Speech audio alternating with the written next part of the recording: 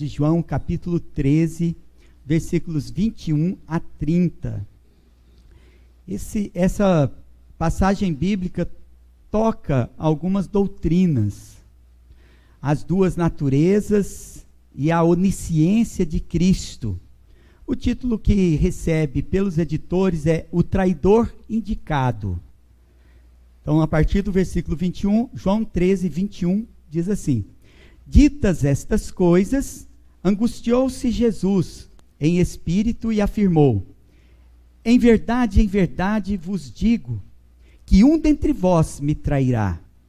Então os discípulos olharam uns para os outros, sem saber a quem ele se referia.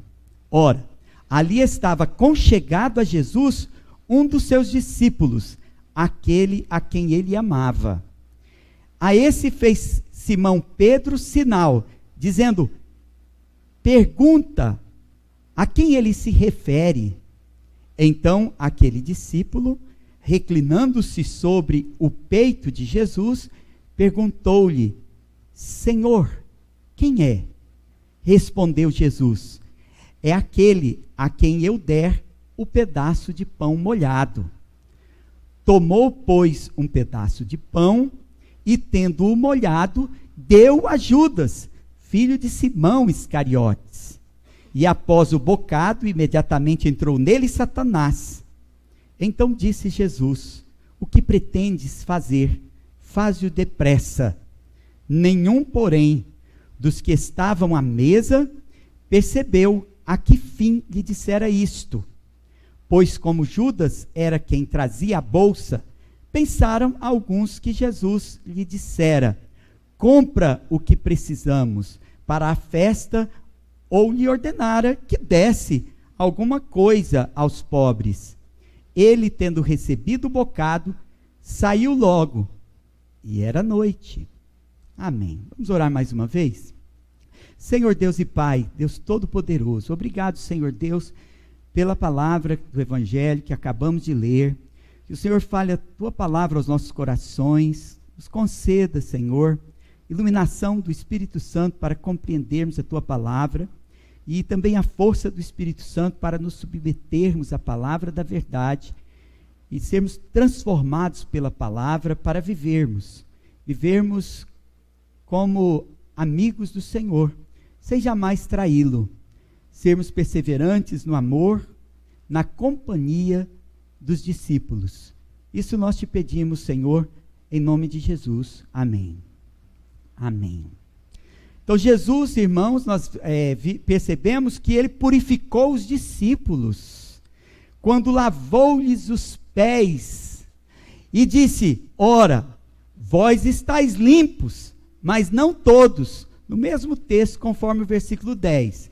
Depois ele purificou a igreja nascente, quando revelou o traidor e o despediu para fazer o que estava já posto no seu coração. Então continua assim hoje. Nós temos os puros de coração e temos os Judas entre os discípulos de Jesus. Aquele que já tem posto no seu coração a traição, mas cedo ou mais tarde eles serão revelados e partem. Outros serão revelados para o juízo da grande condenação.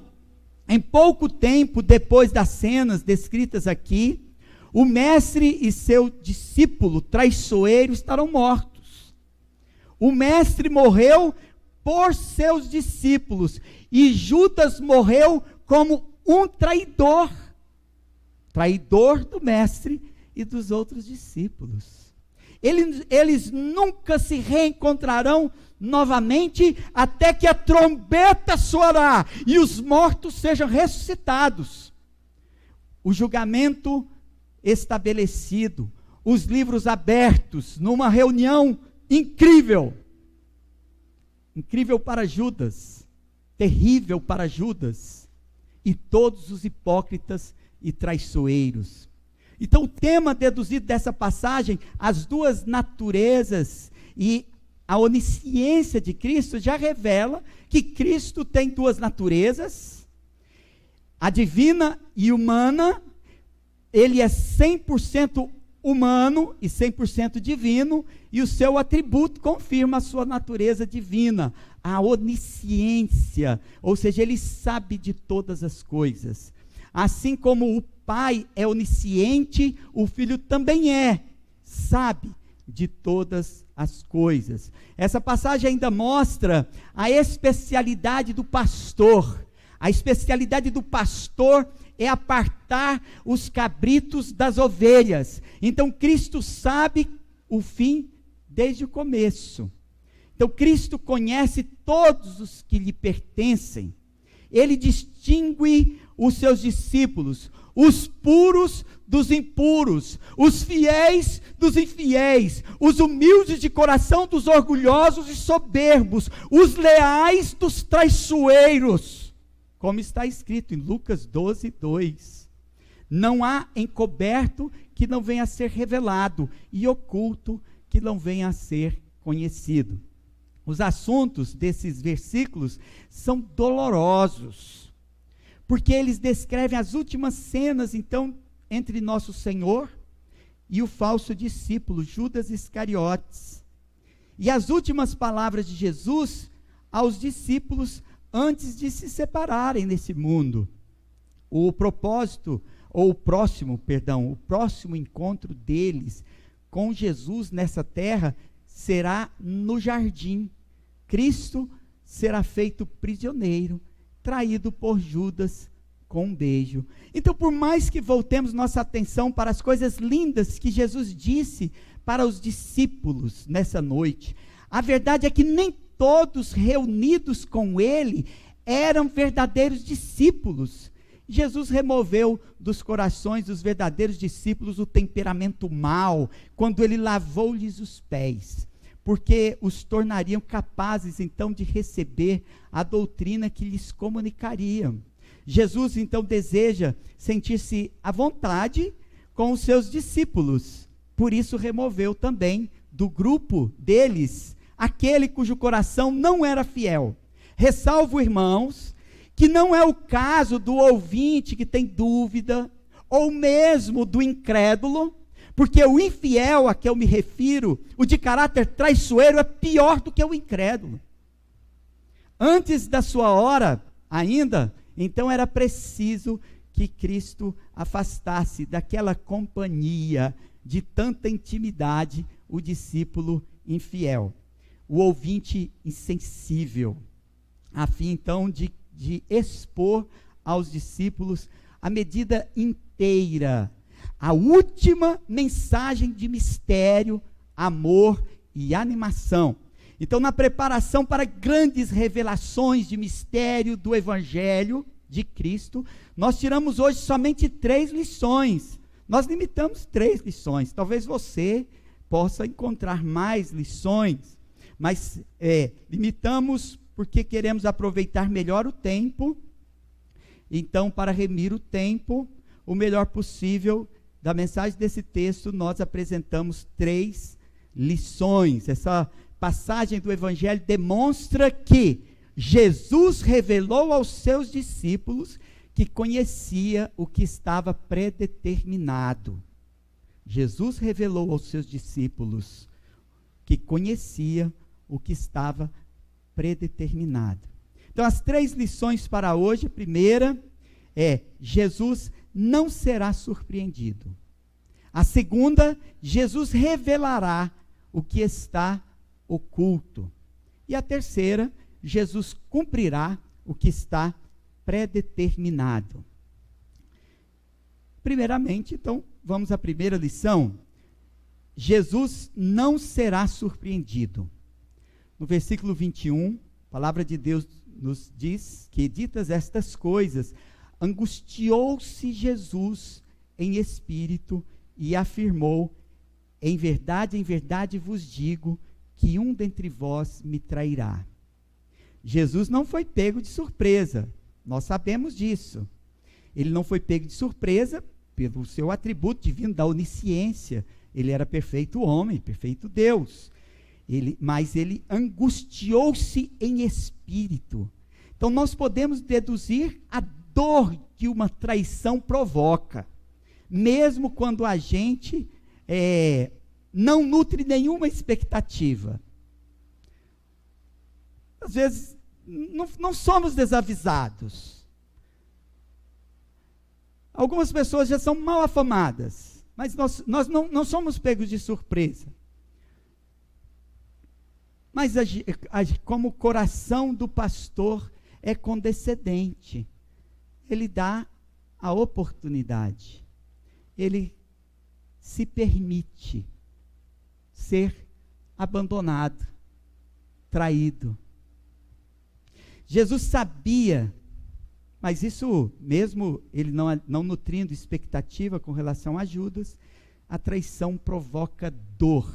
Jesus então declara diretamente o fato que repetidamente vinha se referindo: um dentre vós me trairá. Imagina Jesus convivendo com traíra, alguém que está com ele, mas não está, porque é inimigo. Não foi somente a cruz que Jesus sofreu, irmãos, ele ainda teve que suportar tristeza. E o que pode provocar mais tristeza do que a tristeza da traição? Nós tendemos a passar por traição porque alimentamos falsas expectativas, mas Jesus Cristo, mesmo sendo pego de surpresa, ele sentiu a dor da traição. Jesus teve de conviver com descrença e ódio por parte dos seus irmãos, dos judeus, especialmente dos fariseus hipócritas, dos corações desviados, e ele teve que conviver ainda com a ingratidão do traidor, do fingido. Como diz o ditado: mais aguçado do que o dente de uma serpente é ter um filho ingrato. Os discípulos, eles ficaram surpresos e interessados em saber quem era o tal traidor entre eles. Normalmente, sabendo quem é o traidor, Jesus agiu sem nenhuma precaução com Judas. Veja só, Jesus sabia que ele era o traidor, mas ele concorreu ao cargo de tesoureiro do colegiado, e ele levava a bolsa. Jesus estava no círculo tão íntimo de Jesus, que ao lado de Jesus estava o discípulo amado, e do outro lado, Judas. Ele estava destinado a trair nosso Senhor, mas isso não muda nada na natureza de Cristo. Cada um faz o que é apropriado a si. A Judas, a traição; a Jesus, amar e acolher, mesmo o traidor fosse advertido, ele estava disposto a cumprir o seu destino fatal. Como Jesus pôde admitir uma figura sombria dessa na sua intimidade por tanto tempo? Isso nos intriga, porque nós não somos muito disso, não. Se a gente pudesse adivinhar quem estava destinado a nos trair, certamente a gente já tratava de se livrar deles, ou dele, não é verdade? O fato de uma traição, Jesus, por ela teria a sua prisão facilitada, e ele estava destinado a morrer por nossos pecados. Então, Judas, no entanto, ele passa de orgulhoso hipócrita a mentiroso traidor entre eles. Judas não era um verdadeiro discípulo. Ele não pode ser justificado pelo fato de que, por sua traição, Jesus foi preso e haveria de morrer por nossos pecados.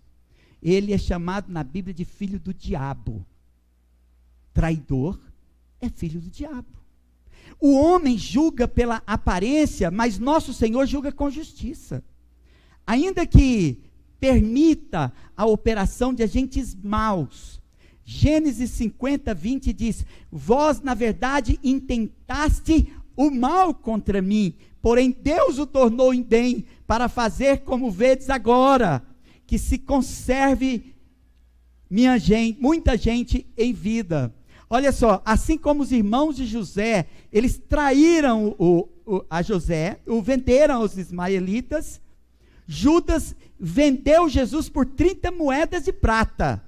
Deus tinha um plano para o futuro dos filhos de Israel, e as circunstâncias de uma traição foram usadas no processo, assim como no plano de salvação, a traição de Judas foi usada no processo, mas nem os irmãos de José, nem Judas Iscariotes, como nenhum hipócrita, traidor, afeiçoado à mentira, é justificado.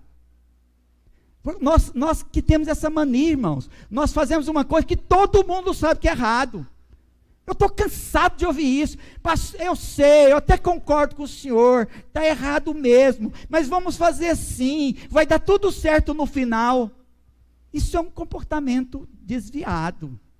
Assim, no plano de salvação, nem os irmãos de José e nem de Judas, ninguém será justificado por agir mal, deliberadamente, mesmo que Deus tire desse mal alguma vantagem para o bem. Deus muda as circunstâncias apesar do mal para o nosso bem. É isso que a Escritura nos ensina. Não ensina que Deus torna mal em bem, como algumas pessoas pensam, que podem fazer o mal e Deus vai torná-lo em bem. Não. Pela misericórdia de Deus, às vezes a gente faz tudo errado, e mesmo assim Deus não nos deixa perecer, mas nada justifica o mal, e principalmente nada justificará o mal deliberado. Nós não temos motivos de reclamar, como participantes do ministério de Cristo e do mistério do Evangelho. Nós não devemos também nos surpreender com ingratidão, com traição. Nós devemos, na verdade, vigiar por nós mesmos, para que nós não nos tornemos iguais aos nossos adversários, aos traiçoeiros, aos hipócritas e afeiçoados à mentira. Nós devemos ter como advertência. Quantas taças de tristeza Jesus tomou em nossa salvação, tendo de carregar os nossos pecados.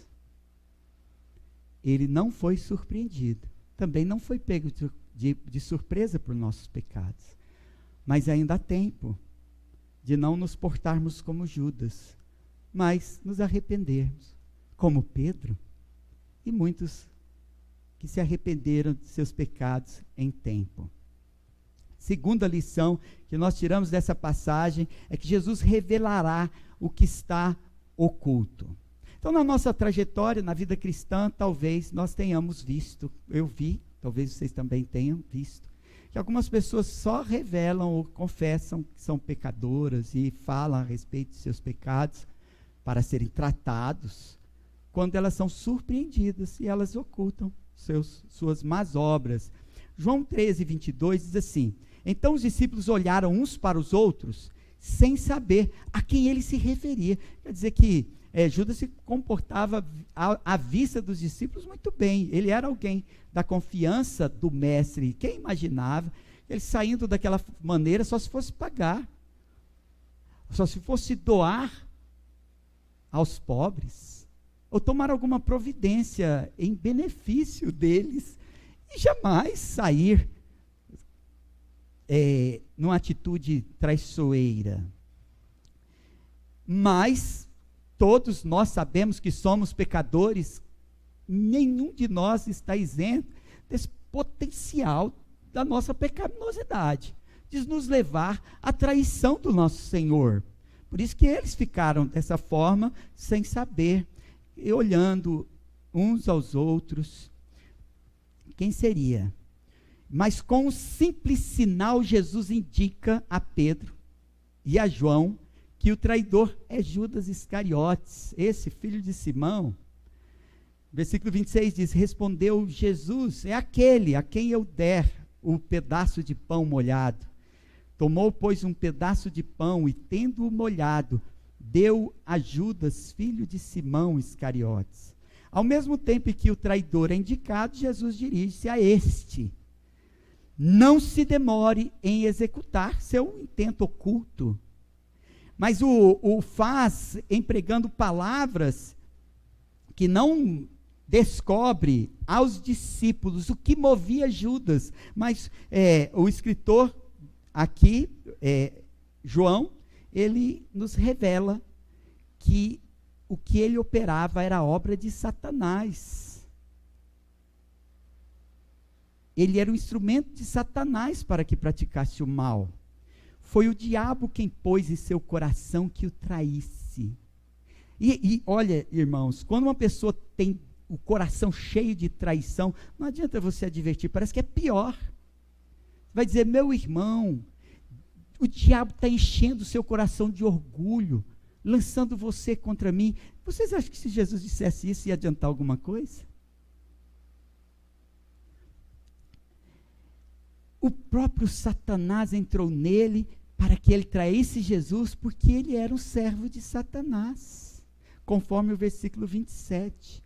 Quando chegar a hora, então, revelará o que está oculto, o poder, a malignidade do nosso grande inimigo, o diabo, será totalmente revelado. Hoje tem gente que acha que ele nem existe, se recusa a acreditar que existe um agente maligno como este rebelde, traidor, entre os seus irmãos do céu, porque ele também assistia na presença de Deus. Não tem mistério para Jesus, irmãos, pois ele sabe quem está limpo e quem está sujo. Jesus conhece os seus escolhidos, ele sabe quem são os que lhe pertencem. Nossa atitude deve ser sempre de fazer o bem, porque nós devemos fazer o bem sempre. Romanos 12, 21 diz: não te deixes vencer do mal, mas vence o mal com o bem. Então, muitas vezes a gente vai fazer o bem a pessoas ingratas, ou vamos fazer o bem a pessoas que depois vão nos trair. No tempo determinado, tudo será revelado, nada ficará oculto. Quem está servindo é Jesus, e quem está entre os seus discípulos servindo a Satanás.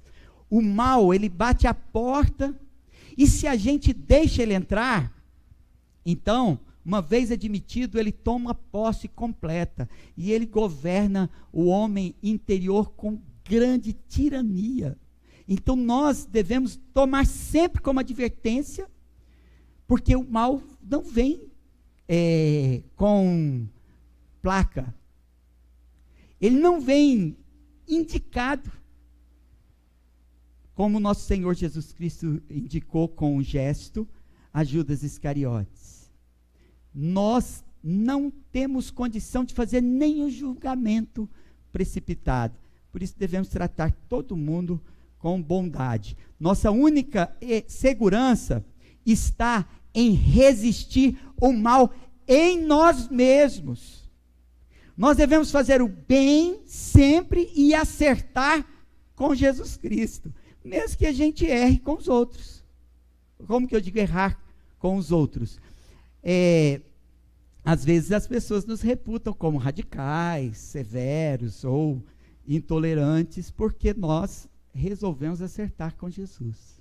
Mas nós não devemos errar com os que erram para agradar o mundo. Nós devemos ser perseverantes na prática do bem. Nós devemos entender que nós não podemos corrigir o mundo inteiro, mas nós podemos melhorar cada um de nós mesmos. Por isso, nos exorta o apóstolo Tiago, Tiago 4:7, ele diz assim: sujeitai-vos, portanto, a Deus, mas resisti ao diabo, e ele fugirá de vós. Então, não brinquem com o diabo, não dê lugar aos primeiros pensamentos. Uma vez eu vi um meme, uma ilustração muito interessante, eu lembrei agora, eu quero compartilhar com os irmãos. Nessa ilustração, Uma pessoa chega no inferno, aí e lá encontra o diabo e algumas outras pessoas conhecidas. Fala assim, mas eu nunca acreditei em você. Fala assim, mas a fé é exigência para ir para o céu, para vir para o inferno. Você não precisa de fé. Não interessa o quanto você não acredita no diabo. Por que você não acredita na existência do diabo? Se você acredita na existência de céu. Então nós devemos meditar contra essas ideias na palavra de Deus, em nosso coração. O caminho de ruína começa com questões muito pequenas. Então, não deixe a semente do diabo vingar no seu coração. Acredite, vigie e ore, porque agora nós podemos ver muito pouco. Mas se você manter esse comportamento de continuar acreditando, continuar vigiando e continuar orando, depois tudo será revelado. Quantas vitórias você teve sobre o mal. Faça isso diariamente, para que sejam impedidas as tentações. Terceira lição que nós aprendemos hoje é: Jesus cumprirá o que está determinado. Então, obviamente, se Jesus sabe o fim desde o começo, não é simplesmente pelo atributo da onisciência que ele sabe todas as coisas, mas porque também ele tem predeterminado, né? João 13, 27 diz o quê? E após o bocado, imediatamente entrou nele Satanás. Então disse: o que pretendes fazer, faze-o depressa. O versículo 28 diz: nenhum, porém, dos que estava à mesa percebeu a que fim lhe dissera isto. Então, João nos diz que Judas saiu logo. Isso no versículo 30. E acrescentando a seguinte nota: era noite. João 13:30. Ele, tendo recebido o bocado, saiu logo. E era noite. Então, o caráter de Judas nos oferece o retrato mais deplorável da incredulidade registrado no Evangelho. Judas Iscariotes, ele teve oportunidade de conhecer a Cristo, de segui-lo, como nenhum outro ser humano. Judas Iscariotes, ele foi favorecido como um dos discípulos de Jesus. Ainda assim, não foi fiel, ele resistiu à luz. Judas alimentou o pecado da avareza, e em outra passagem bíblica, diz que ele levava a bolsa e roubava o que nela se depositava. Judas não se comoveu diante de manifestações inigualáveis do amor do mestre. Ele também viu sinais extraordinários do poder do Senhor. O mestre agora baixou humildemente, lavou-lhe os pés, e agora à mesa, ele lhe dá o último sinal de amizade. Travava então na alma de Judas a última batalha. Porém, Satanás prevalece no coração do incrédulo, hipócrita, orgulhoso Judas.